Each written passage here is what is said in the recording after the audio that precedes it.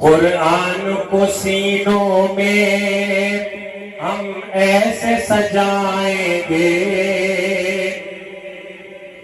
قرآن کو سینوں میں ہم ایسے سجائیں گے، قرآن کو سینوں میں ہم ایسے سجائیں گے، چہروں پہ تلاوت کا ایک نور بسائیں گے، قرآن کو سینوں میں،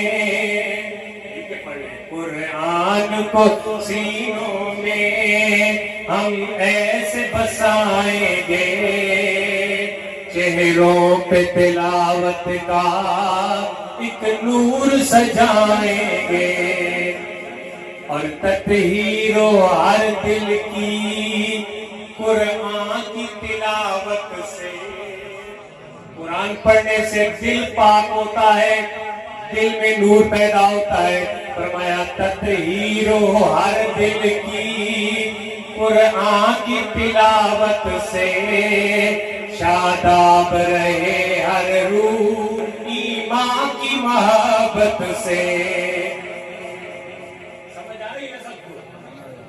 تطہیر و ہر دل قرآن کی تلاوت سے، شاداب رہے ہر روح ایمان کی محبت سے، ہم رب کے حضور اپنے، ہم رب کے حضور اپنے جب سر کو جھکائیں گے، قرآن کو سینوں میں ہم ایسے سجائیں گے، قرآن کو سینوں میں۔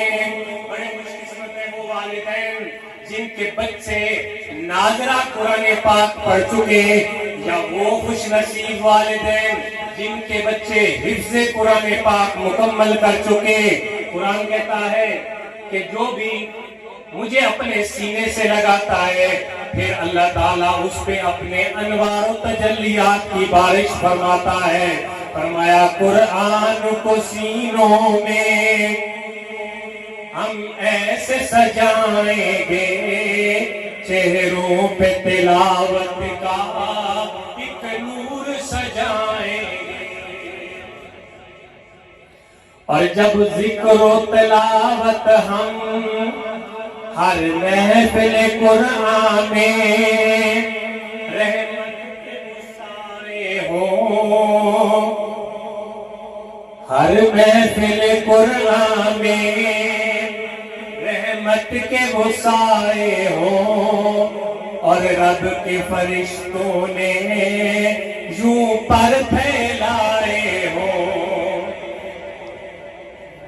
ہر محفل قرآن میں رحمت کے سائے ہوں، اور رب کے فرشتوں نے یوں پر پھیلائے ہوں۔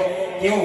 جب ذکر و تلاوت ہم ہونٹوں پہ سجائیں گے، جب ذکر و تلاوت ہم ہونٹوں پہ سجائیں گے، قرآن کو سینوں میں ہم ایسے سجائیں گے۔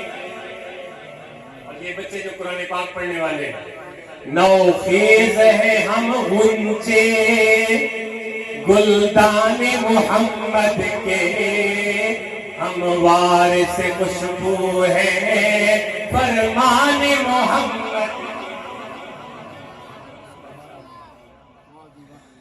نوخیز ہے ہم غنچے، نوخیز ہے ہم غنچے گلدان محمد کے،